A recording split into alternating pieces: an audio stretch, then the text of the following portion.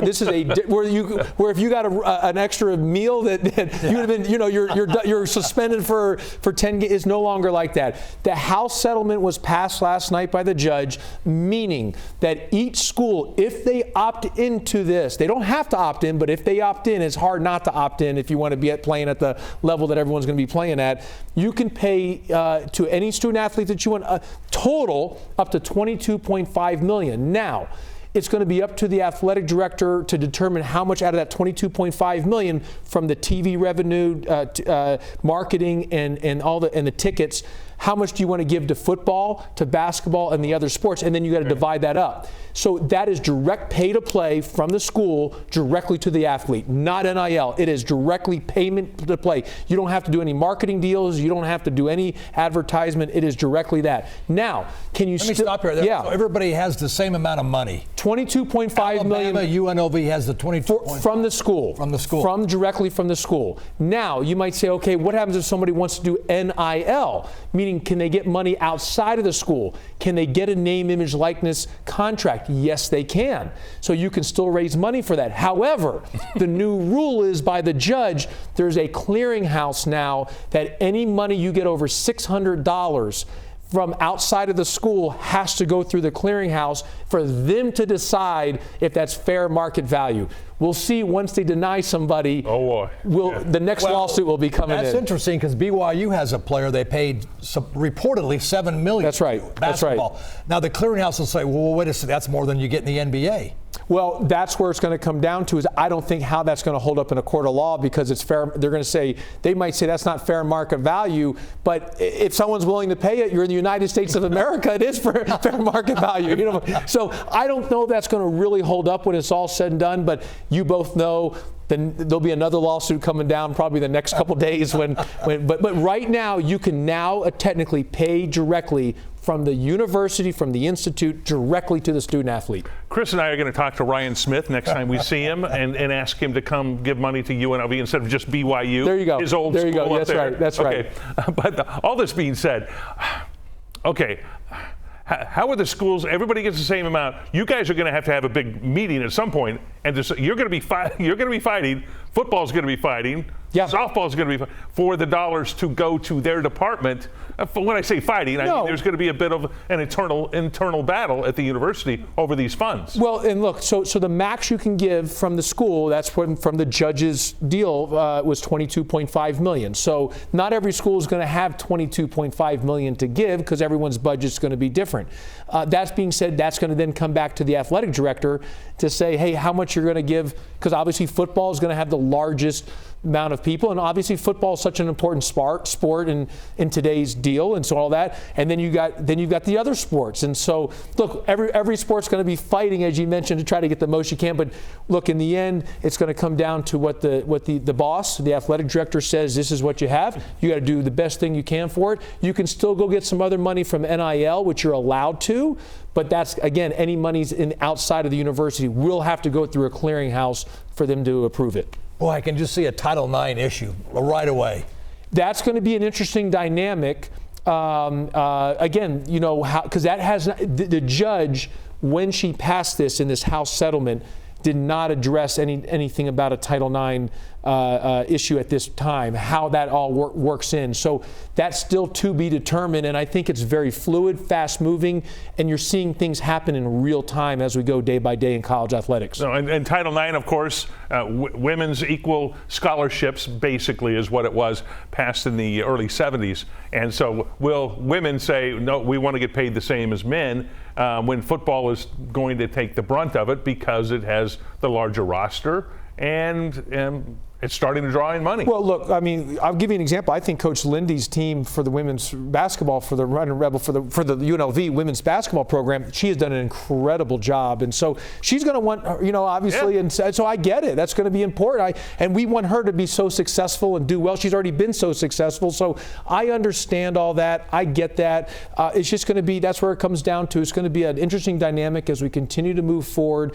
And as I mentioned, everything's changing in real time in in college athletics. But the great news, all I can speak on for college basketball, especially for men's college basketball, especially for running Rebel basketball, you can only put 5 players on the floor still. There's a 2-pointer and a 3-pointer. You know what I mean? You got to play defense, offense. You can't play more than 5 guys at a time. So as long as those rules stay intact, you can have 30 scholarships as long as you can only play 5 at a time. Oh, by the way, in the House settlement, you can only have 13 scholarships. Now they've upped it for men's basketball up to 15 now. So they've added 2 extra scholarships for men's basketball. Well, that's going to be interesting. It's going to be a lot of fun to kind of see what happens down the road. Does Vegas, because Vegas is so unique as a city with what we are all about, does this help, hurt, change at all, the NIL? I think it's great. I think there's going to be a lot of great opportunities being in this city, being in Las Vegas. It's awesome. I mean, there's so much, because of all the different sports teams here, the epicenter of the entertainment world, the epicenter of the sports capitals right here. There's so many different opportunities. You were just talking about with Coach Hammond and the Aces and that, and obviously the Raiders are going to start here in a few months for football. And so, I mean, there's just so many different opportunities here. We've all got to be together is the way I look at it. It's not, yes, there's competition, but we're all in this together. The better for everyone that does well, the better for everybody. And so we want to be involved with everybody. I think that's really, really important. How have you sold Las Vegas? Well, recruits? You sell Las Vegas all the time. First of all, what you have here this is, again, I've said this is Las Vegas's team. It's the city's team. It's the former players, the former coaches. It's the students' team, the alumni's team. But the selling point is, hey, Las Vegas, we want to be back to the running Rebel basketball. People are hungry to get back to being in the seats in Thomas and Mack and seeing their team, their program, play the level that they want to see it and compete at the level they want. Plus, you've got, again, as I said, the capital of the sports world, the capital of the entertainment world is right here in Las Vegas. Come on now. How do you not want to be here and be part of that? And you can get paid playing. What's better than that? Let's go. Can you get, I know we've talked, I wanted to spend this whole time talking about recruiting and how that's okay. going, we can talk. But we ended up talking about this the whole time. But I have so many questions about it. I assume all the money has to be made public, in that at a public institution we're going to know who's getting what. Good question. You know what? There is a state law passed by the state legislators here in this state that the student athletes financial money that they make from these institutions, not just any school in the state in the entire state, that you do not have to disclose it. Whoa, that's okay. Wait a second. At a public institution, that's dicey. It was passed by a state law, so it's okay. There's a lot of moving parts. No, there's a lot of moving parts. Can you get multi-year contracts with a guy? Great question. 4 years. You got to stay here. You know 4 what? years if we're going to pay you this. During this House settlement, you can now give multi-year contracts. Okay, hold on. Wait. Good. How about this? If they leave, you can put in buyouts. That either the school they go to has to pay the school money, or the kid or the student athlete will have to pay money back to the school to break their contract. Good. So that's all part of the House settlement deal. Oh, how's recruiting going? But recruiting's going great. Listen, by the way, we start workouts next week. All the guys are reporting. UNLVtickets.com. UNLVtickets.com. I've said this every time I come. We've got to get Thomas and Mack filled. We've got to have a 6th and 7th man in that arena every time we play. UNLVtickets.com. We need people there. I'm excited about our group. We start this week, and our whole focus, this first week, the mentality, the mindset.